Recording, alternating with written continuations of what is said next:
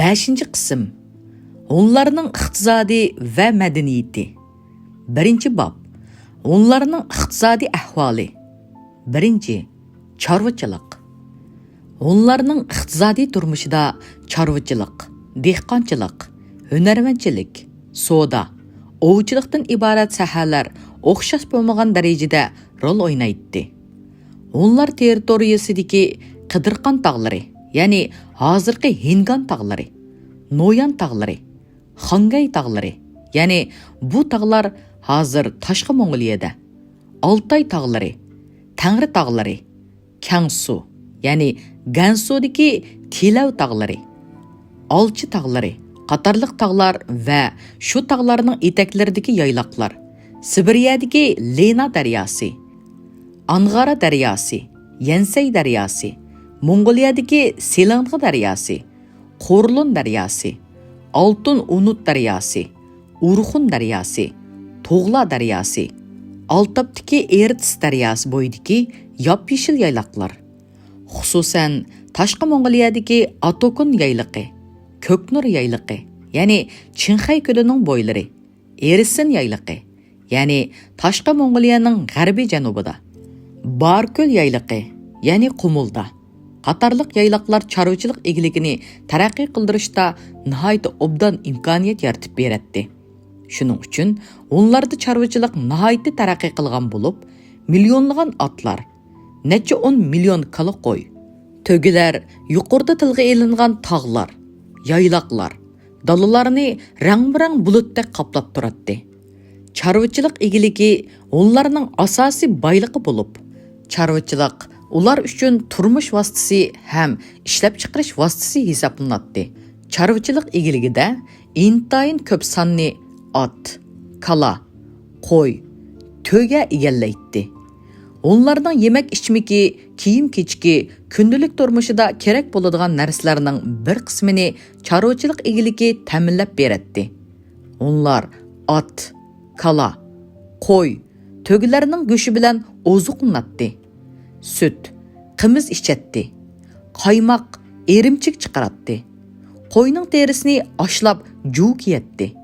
To'gi yo'nlarini egirib, yo'ngchakman to'qiydi. Qo'y yo'nlarini har xil bo'yab, yip egirib, gilam to'qiydi. Qo'y yo'nlaridan chiroyliq shirdoqlar, kigizlarni besib turmushda shiltatdi. Chidirlarni yasaydi. Kala terisidan ko'n, ya'ni bulg'ari ishlab, uningdan o'tik tikatdi.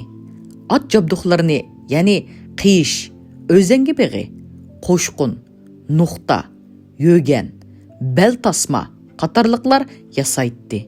Onlar chorvachilik egiligida at o'stirishga nihoyat ahamiyat beradi.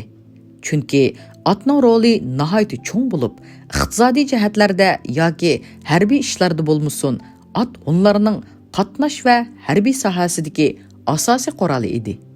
At minish, arvoga qo'shish, yuk ortish qatorliq jihatlarga ishlatilgandan tashqari eng muhimi urushda intayin muhim rol o'ynaydi. Onlar 100 minglagan atliq qo'shinga tayinib, 10 tangri qutuqining qudurtini, hayvisini o'zining qo'shinlari oldida namoyon qiladi.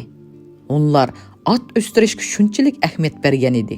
Atning xillarimi o'z joyida edi. Milodidan 200 yillar ilgari Batur Tangriqut 400 ming kishilik muntazam atliq qo'shin tashkil qilgan edi. Yuqorida bayon qilinib o'tganimizdek 4 xil rangdagi 400 ming atni bir necha million atning ichidan tanlab elish mumkin edi. Mana shu fakt onlarda chorvachilikning nihoyat taraqqiy qilganligini, bo'libmi at o'stirishga to'liq ahamiyat berganligini ko'rsatadi. Onlarning feodallik tuzumidagi chorvachilik egiligida suyurg'anlik, ya'ni ikta tuzumi yo'l qo'yilgan edi. On xonlari Tangriqut tarafidan boshqarishga berilgan rayonlarda o'zi bek, o'zi xon bo'lib hukm surib, suyurg'al qilingan territoriyasida o'z chorvalarini o'stiradi. Sol qo'l, o'ng qo'l bilik xonlaridan tortib 15gacha bo'lgan 24 xil darajadagi xonlar baglarning hammasining suyurg'allari bor edi. Ular orasidagi munosabat beqindining beqindisi orasidagi munosabat edi. Mundaq biqindichilik munosabati har qaysining o'z oldiga suyurg'al qilingan tavalligining bo'lishi feodallik jamiyatda bo'ladigan alohidlikdan iborat edi. Ba'zi tarixchilarning onlar jamiyatini qulluq tuzumidagi jamiyat deyishi puttarab turolmaydi. Chunki ularning keltirgan dalili Hun xonlarining qabrisidan tepilgan qullarning jasadlari. Hun xonlari o'lganda burunqi qulluq tuzumining ta'siridanmi yoki qo'mondonining ta'siridanmi asir tushganlardan necha o'nni yoki bir necha yuzini marhum xon bilan birga dafn qilish odati bor edi. Lekin ular jamiyatidagi ishlab chiqarish sohalarida qullar amgiki hech qanday rol o'ynamagan. Urushda asir tushib qul qilinganlar nihoyat oz bo'lib, ular oila qullarli bo'lgan. Ularning chorvachilik egiligida qullarning ishlatilishi aqlga sig'adigan ish emas. Chunki buni chorvachilikning alohida bo'lgan ikki turli xususiyati belgilagan. Birinchi xususiyat chorvachilik egiligining ko'chma xarakterida ekanligi. Yayla hayotini kechiradigan un chorvachilarning ishlab chiqarishi ko'chma xarakterda bo'lib, butunlay muhim turaqliq bo'lgan emas. Bo'lishimi mumkin emas edi. Bundaq ko'chma xarakterdagi ishlab chiqarishni qullar amgiki bilan cheklab qo'yish oson emas edi. Chunki qullar osonla qochib ketadi. Bu amaliy ahvol bo'lib, buni inkor qilishga bo'lmaydi. Ikkinchi xususiyat ishlab chiqarishning kollektivligi yayloqdagi chorvachilarning ishlab chiqarishi dehqonchilik, so'da amgigiga o'xshash undaq yakka yagona, ya'ni yolg'iz ilib beriladigan ishlab chiqarish bo'lmasdan, nihoyat cho'ng kollektiv harakat orqali ilib beriladi. Bir top kishilar birlikda turib, pada qo'ylarni haydab yurib boqadi. Mana shundoq kollektiv ishlab chiqarishda agar bir top qullarni yig'ib, ularni amgakka soladigan bo'lsa, qullar nihoyat osonla qo'zg'alon ko'tarishi mumkin. Agar qullarning qo'liga to'mir chetiq, putiga kishan silib, ishlab chiqarish amgakiga solmoqchi bo'lsa, o't, suv, qo'g'lishib ko'chib yuradigan chorvachilikni qilish zodi mumkin emas. Shunga onlar jamiyati, ya'ni qulluq tuzumida deyishga hech qanday asos yo'q. Ishkilanmasdan turib, feodallik jamiyat edi deyish aqlga va tarixiy faktlarga muvofiq keladi. Onlarning chorvachilik egiligi tabiiy shart-sharoitlarining cheklimasiga uchragandan tashqari, shu chog'dagi ishlab chiqarish kuchlarining ojizligidan tabiiy ofatlarga qarshi turish qobiliyati yetarlik emas edi. Shuning uchun ba'zi chog'larda bo'ron, yomg'ir, qor shivirgan va qurg'oqchilikqa o'xshash tabiiy ofatlar yuz berib, chorva mollar ko'p o'lib ketadi. Ishlab chiqarish vayron bo'ladi. Iqtisodiy xarobilik paydo bo'lib, xalq ocharchilikqa yo'liqib o'lib ketadi. Ya'ni tarixiy xotirlar, ular haqida qissa, Xan yilnomasi, ular haqida qissa Bobillardagi xotirlarga asoslanganda milodidan 104 yil burun, qish mezgilida milodidan 71 yil, 89 yil burun, qish mezgilida milodidan 68 yil burun va milodining 46-yillari ilgari oxir bo'lib yuqorida tilga elingan ahvollar, ya'ni tabiiy ofatlar, ocharchilik, o'lim yetim yuz bergan. Ba'zi shundaq yomon ahvollar yuz bersimi, mutlaq ko'p chog'larda chorvachilik egiligida gullab yashnash manzarasi asosiy o'rinda turadi. Ikkinchi, dehqonchilik. Eng qadimki chog'larda, ya'ni onlarning bug'doy ambari deb nom olgan Tarim vodisidagi ajdodlarimiz hozirgi kundan taxminan 7000 yil burun dehqonchilik bilan shug'ullangan. 1981-yili 2-oyning 24-kunidagi Uyg'urcha, ya'ni atalmış Şinjan gazetida bir parcha tarixiy maqola besilgan. Maqolada Şinjan İjtimoiy Fanlar Akademiyasi arxeologiya tadqiqot o'rnining Kunchi daryosining bo'yidagi bir ibtidoiy qabristonlikdan 2 jasad topganligini aytgan. Jasadlarning biri yosh ayol, yana biri kichik bola bo'lib, Nanjing Universiteti Coğrafiya fakultetining karbon 14 tajribaxonasi qabristonlikdan qezib ilingan yog'chilarni tahlil qilish orqali jasadlarning buningdan 6412 yil burunqi jasadlar ekanligini isbotlagan. Bu jasadlar dafn qilingan qabrdan chig' savat ichida o'z beti bo'yicha saqlangan bug'doy chiqqan.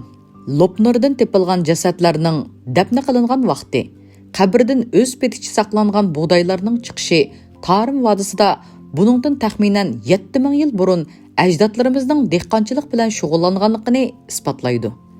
Onlarning eng qadimgi chaqlardan tartib o'zining ochliqqa bo'lgan ehtiyojini ma'lum jihatdan qamdash uchun Tarim vodisidan chiqadigan ochliqdan foydalanadi. Shuning uchun eng qadimgi chaqlarda Tarim vodisi onlarning, ya'ni bug'doy ombiri deb nom olgan. Onlar bug'doyni Tarim vodisidan keltirgandan tashqari o'zlarimi dehqonchilik amgiga ahamiyat bergan. Arxeologiyalik qazishlar orqali qo'lga keltirilgan faktlarga asoslanganda onlar milodidan 7 asr burun, ya'ni bugungi kundan 2700 yil burun dehqonchilik bilan shug'ullangan. Hozirgi Tashqi Mong'oliyaning o'ttir qismi va Boyko'lning janubiy qismidagi joylarda elib berilgan arxeologiyalik qazishlar orqali onlarning 4 chasi shaklidagi tosh qabrlar tepilgan. Bu qabrlar ichidan tepilgan tosh chanoqlarni milodidan 7 asr burungi vaqtga mansub deb hukm qilishgan. Yana Tashqi Mong'oliyadagi Noyan tog'laridan tepilgan Hun xonlarining qabrisidan, ya'ni 23-nomerli qabrdan rangi qora ziroat urug'i chiqqan. Arxeologlar bu ziroat urug'larini milodidan 3 asr burungi vaqtga mansub deyishgan. 1944-yildan 1951-yillari hozirgi Sovet ittifoqidagi Buryat Mong'ol Avtonom Respublikasining poytaxti Ulan-Ududdan temir o'g'oq va temir tishlar, ya'ni buqsa tishi tepilgan. Hammaga ma'lum bo'lganidek, tosh chanoq ochliq yanchiydigan, buqsa tishi yer ag'dirdigan, o'g'oq pishqan ziroatlarni, ya'ni bug'doy, shol, teriq, arpa, zig'ir, qicha, qo'noq qatorliqlar o'riydigan dehqonchilik saymonlari. Mana shu faktlarga qaraganda milodidan 7 asr burun toshchanoq qo'llanganligi, ya'ni dehqonchilik bilan shug'ullanganligi, milodidan 3 asr burun dehqonchilikda temir tish, temir o'g'oq qatorliq saymonlarni ishlatganligi ma'lum. Onlarning dehqonchilik bilan shug'ullanganligini isbotlaydigan tarixiy yozma ma'lumotlarmi bor. Milodidan 119 yil burun Xan sulolasining mashhur song'ini Weiqing onlarga hujum qilib, ya'ni Xangay tog'idagi Chaoshin, ya'ni Tashqi Mong'oliyadagi Xangay tog'ining janubiy etigiga yaqin shaharga kirib, onlarning zapas so'klarini qo'lga tushirib, qo'shinning oziq-to'likini to'liqlagan va qo'shin bir kun turgandan keyin qaytib kelgan. Shaharda qolib qolgan so'klarni ko'ydirib tashlagan. Milodidan 88 yil burun onlar elida, ya'ni ho'l yig'in to'xtamay yig'ib, bir necha oy qor yoqqanligidan charum mollar o'lib ketgan. Xalq orasiga kasallik tarqalgan, ziroatlar pishmagan. Maliki Jayu, ya'ni u milodidan 100 yil burun Uysun xoniga yotliq qilingan. Xan podshohi Xanjovdi, ya'ni 74-yillardan 86-yillarga yozgan maktubida Hun tangri qutliqining bir qancha ming Hun otliqlarini oldi qo'sh bagligi, ya'ni hozirgi Turpan va uning atroflariga avatib dehqonchilik bilan shug'ullanganligi haqida shikoyat qilingan. Ya'ni yuqoridagi madaniy yodikorliklar va yozma ma'lumotlarga asoslanganda biz dastlabki qadamda tövandagi xulosaga kelamiz. Birinchi, vaqt jihatdan olganda onlar milodidan 7 asr burunla dehqonchilik bilan shug'ullangan bo'lib, uningdan keyin yezi egilik texmi taraqqiy qilgan. Ikkinchi, rayon jihatdan olganda onlar cho'lning shimolidagi, ya'ni Tashqi Mong'oliyadagi Urxun bo'ylari territoriyasida dehqonchilik qilib qolmasdan, balki g'arbiy yurtda Xanzullarga yaqin bo'lgan chegaralarning shimolidami ziroatlarni terishni keng ko'lamda qanot yaydirgan. Uchinchi, ziroat urug'larining xillari jihatda onlar so'k va boshqa ziroatlarni terishni bilgan. To'rtinchi, tarixchilik texnikasi haqida gap ochganda onlar yer ag'dirish, urug' qoldirish, ziroatlarni terish, ya'ni urug' salish, yig'im, ya'ni ziroatlar pishqanda uni o'rib yig'ib olish, so'kni oqlash va ochliqlarni saqlash bilimlarini allaqachon egallab olgan. 5. Dehqonchilik saymonlari jihatda onlar to'mirdan yasalgan buqsa tishlarini va o'g'oqlarni ishlatgan. 6. Tarixchilik maydonlarining kengayishiga ergishib, dehqonchilik texnikasining yaxshilashi va to'mirdan yasalgan dehqonchilik saymonlarining qo'llanishi dehqonchilik amkining ishlab chiqarish unumini nihoyatda yuqori ko'targan. Shu sababdan qadamma-qadam ehtiyojidan ortiq ochliqlar saqlanib qoladigan bo'lgan. Mana shuningga qarab hukm qilganda, yezi egilik hunlarning ijtimoiy iqtisodida belgilik o'rinni egallagan. Milodidan 198 yil burun hunlar bilan Xan sulolasi orasida tuzilgan ahdinomaga binoan Xan sulolasi har yili hunlarga belgilik miqdorda avatib turadigan narsalar ichida aroq ichitqusimi bor edi. Bu hunlarda aroq ishlab chiqarishga ketadigan ochliqning yetarlik ekanligini ko'rsatadi. Hunlarning dehqonchilikqa jiddiy ahamiyat berishi yolg'iz aholining ochliqqa bo'lgan ehtiyojini qamdash uchun bo'libla qolmasdan, balki boqma hayvonlarning, ya'ni ot, kala, qo'y, to'ga, xichir qatorliqlar, yem-xashak va o't-cho'pga bo'lgan ehtiyojini qamdash uchun bo'lgan. Fe ingliz mundaq deb yozadi. Turan o'lkasining iqlimiy sharoitida uzoq va qattiq sovuq bo'ladigan qish fasliga yem-xashak tayyorlamasdan turib chorvachilik hayotini kechirish mumkin emas. Demak, bu yerda dehqonchilikni vujudga keltirish va har xil donliq oshliqlarni terish zarur shart edi. Shuni tushuntirib qo'yish lozimki, inglizning, ya'ni Turan o'lkasi degini turklarning, ya'ni Bozqir degini bilan o'xshash bo'lib, qadimgi chog'larda sharqda Qidirqon tog'lari, ya'ni hozirgi Hingon tog'laridan tortib g'arbda Qora dengiz bo'yigacha so'zilgan cheksiz territoriyani ko'rsatadi. Chunki qadimgi chog'lardan tortib shu territoriyada turkiy xalqlar yashagan bo'lib, ularning qadimgi chog'dagi o'rtaq nomi, ya'ni Tura bo'lib, yashagan joyi, ya'ni Turan deb atalgan. 3. Ovchilik. Ularning iqtisodiy hayotida ovchilikmi azaldan tortib xeyli muhim o'rinda turadi. Ular bolalarini kichigidan tortib qo'yga mindirib, o'qiya etishni o'g'dishda to'shqan, qush qatorliq narsalarni ovlaydi. Balalar sal cho'ng bo'lgandan keyin tulka, qirg'ovul ovlaydi. Onlarda odatga aylanib ketgan ovchilik ularning moddiy yemakliklarini to'ldirishning vositasi edi. Tangirqutlari har doim qo'shinlarni boshlab o'rmonlarga, tog'larga berib ov qiladi. Tuman Tangirqut, ya'ni 210 dan 240 yillar. Botir Tangirqut 174 yillardan 210 yillar. Qutug'u Tangirqut 96 yillardan 101 yillar. Ning o'tgan tog'lari, Selingi bo'ylari, Boyko'l atroflariga ovga chiqqanligi shuningdan guvohlik beradi. Ovchilik yana bir tarafdan qo'shinlarni dam oldirish va mashq qildirishning vositasi edi. Mana shuningga qaraganda, ovchilik yolg'izli turmushdagi yemaklikni to'ldirishning vositasi emas, balki harbiy xarakterga ega edi. 4. Qo'l hunarvanchilik.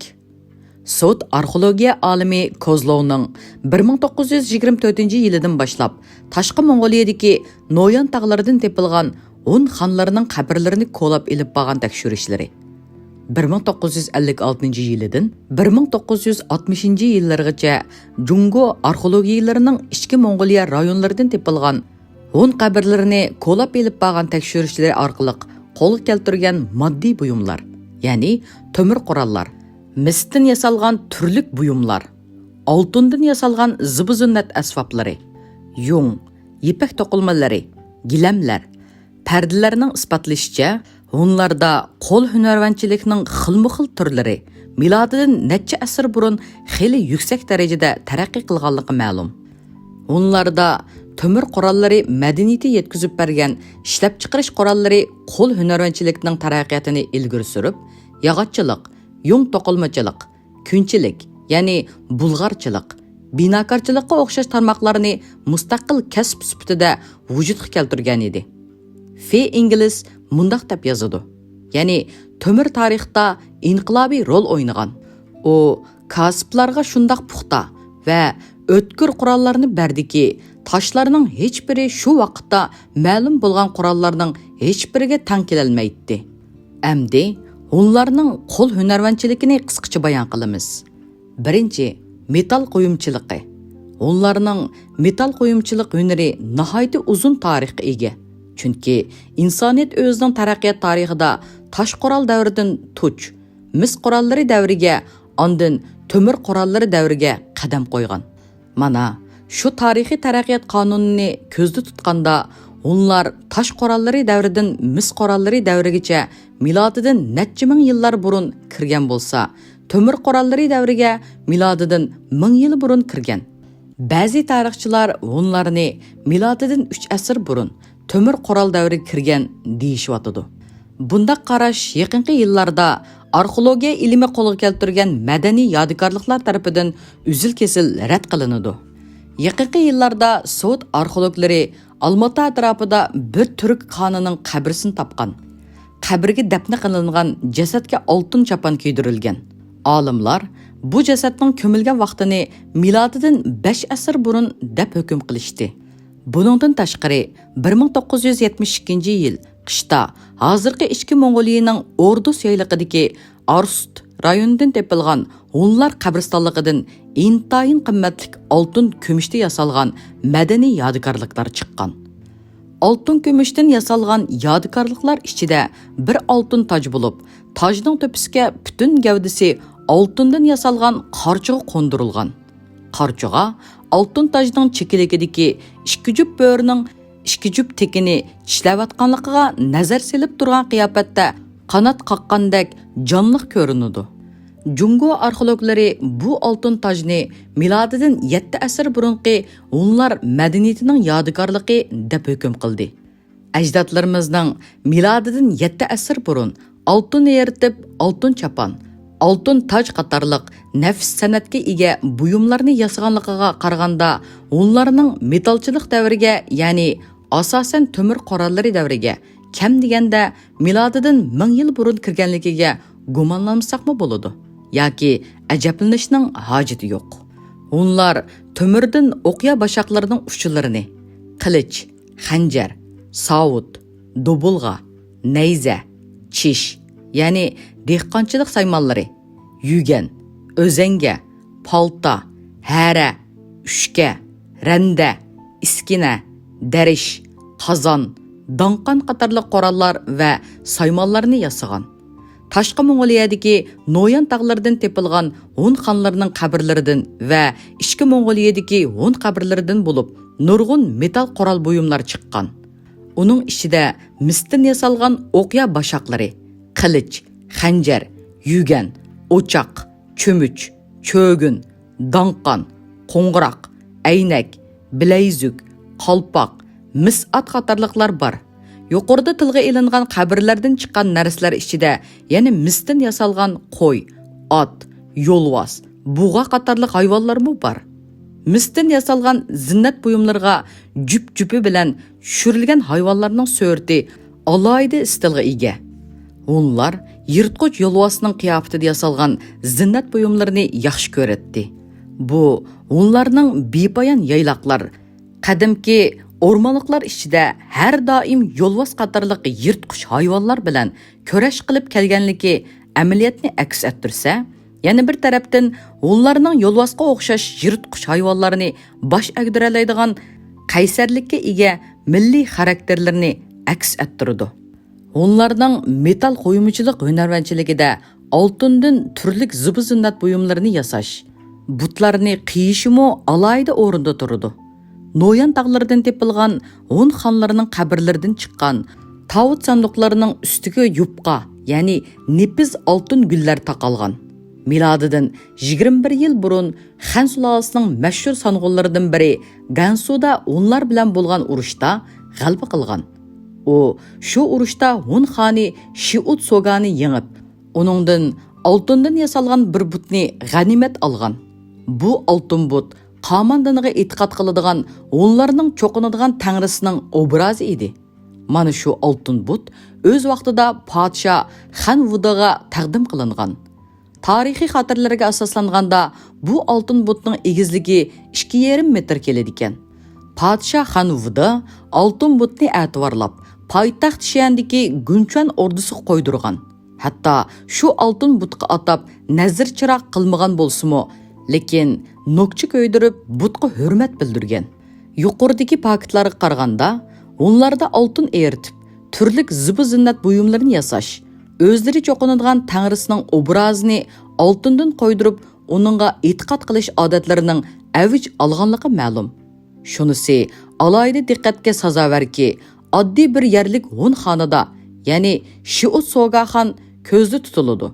Cho'qinadigan oltin butining bo'lg'iniga qaraganda Hun tangirqutlarining o'rnlarida oltindan yasalgan buyumlar, ya'ni ehtimol oltin taxtlar, oltin butlarning turlari sifati qandoq bo'lg'iydi?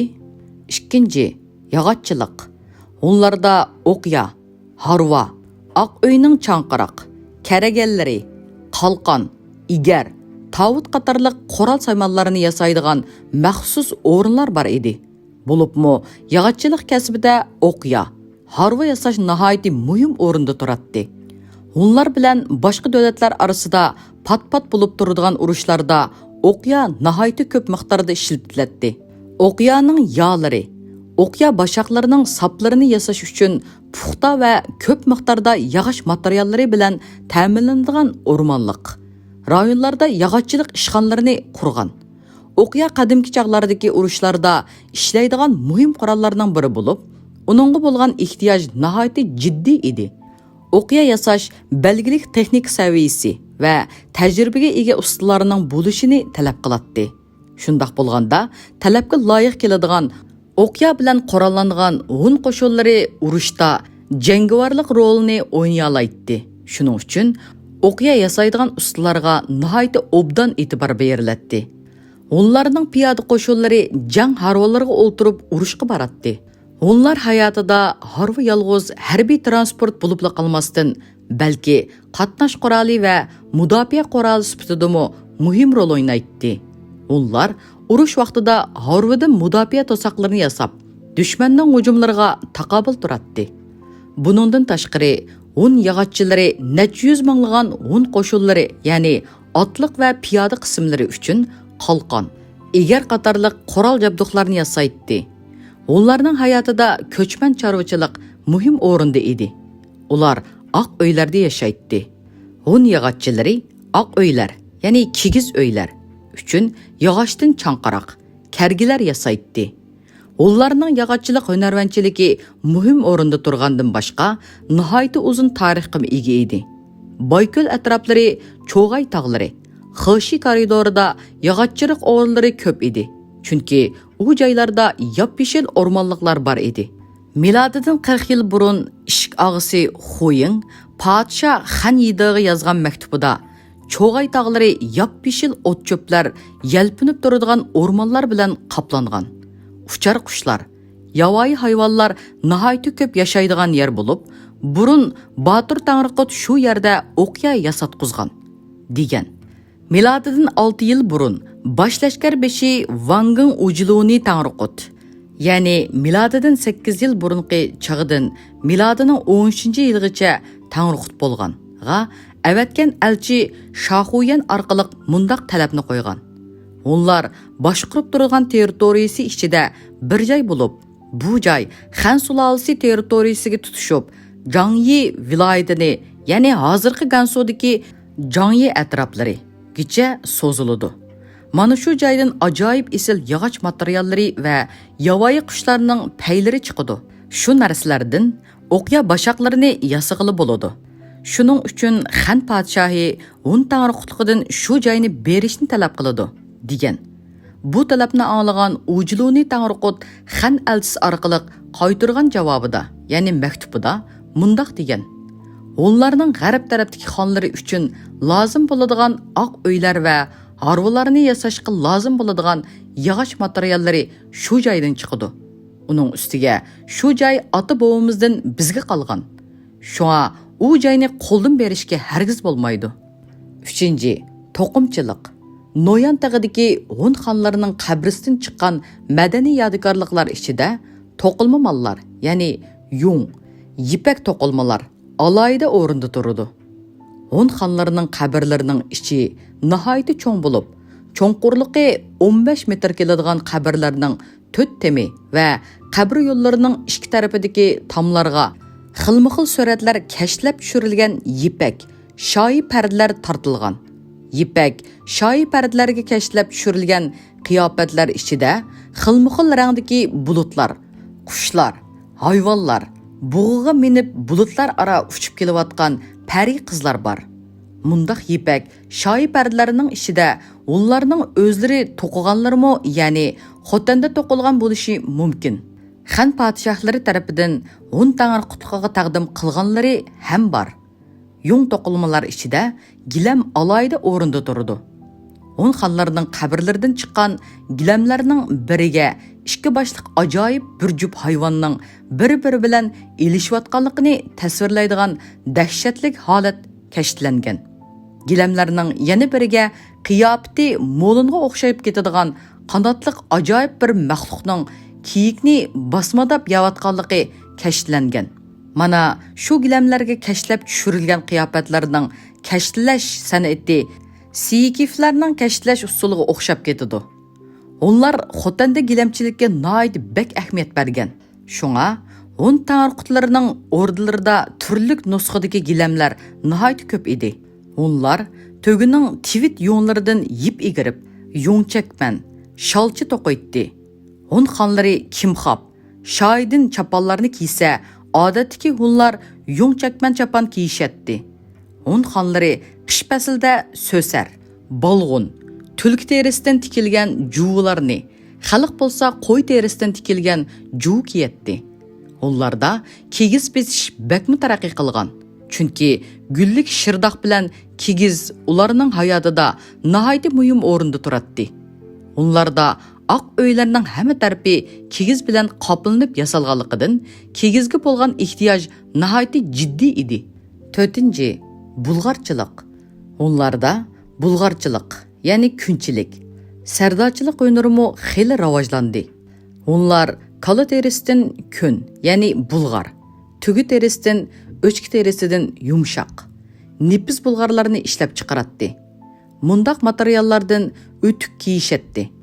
Onlarning erlari qo'nji tizidan eshib turadigan o'tuk kiysa, ayollar ilmiy popuchluq, pashnasi egiz, bakmi chiroyli o'tuklarni kiyishatdi.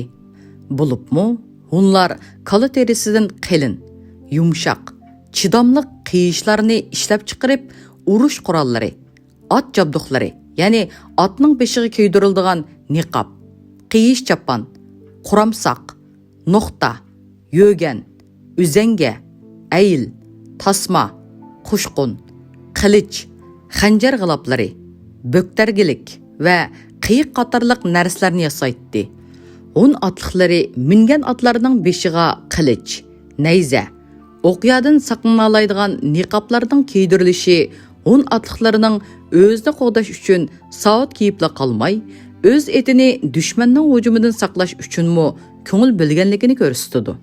Onlar daryodan, iqillardan o'tish, ichki dengizlarda uzish uchun ot terisidan qiyiqlarni yasashqimi usta edi. Ular yasagan qiyiqlar nihoyat puxta bo'lib, qilich va o'qyaning zibirsiga bardoshlik bera oladigan, ya'ni mudofaa qila oladigan, suv va namlikka chidamliq xususiyatlarga ega edi. 5. Qulichilik. Noyan tog'laridagi 10 xonlarining qabrlaridan sig'imchanligi shakli, rangi bir-biriga o'xshamaydigan xilma-xil sapal saymonlar chiqqan. Bu narsalar milodidan 3 asr burun yasalgan bo'lib, turlari va miqdorining ko'pligi, shakli bilan gullarining murakkabligi, nihoyatda nafsligi qatorliq jihatlardan qaraganda ularning qo'lachilik, ya'ni sapalchilik texnikasimi xeyli yuqori saviyaga yetgan. Agar nihoyatda uzoq chog'lardan tortib to'plangan tajribaga ega qo'lachilik bo'lmagan bo'lsa, qo'lachilik texnikasi mundaq yuqori saviyaga ko'tarilmagan bo'ladi. Mana shuning qaraganda milodidan bir necha asr burunla qo'lachilik qo'l hunarvanchiligida mustaqil bir soha sifatida maydon kelgan. Onlar xilma-xil shakldagi gullik tovoqlar, opqurlar, ko'za, yamlar, ya'ni teri ashlaydigan kuplarni ishlab chiqaratdi. 5. Soda. Onlarda chorvachilik, dehqonchilik, qo'l hunarvanchilik o'z zamonasiga yarasha xeyli yuqori darajada taraqqiy qilgan bo'lsa-mu, ularning bargan sari tez surat bilan o'sib berayotgan ishlab chiqarish va turmush jihatdagi ehtiyojini yetarlik darajada qamday olmaydi. Shuning uchun ular Osiyo va Yevropadagi davlatlar bilan savdo muomalasini yo'l qo'ygan edi. Onlarning tashqi savdo muomalasida onlar bilan xanzular orasidagi savdo xeyli muhim o'rinda turadi.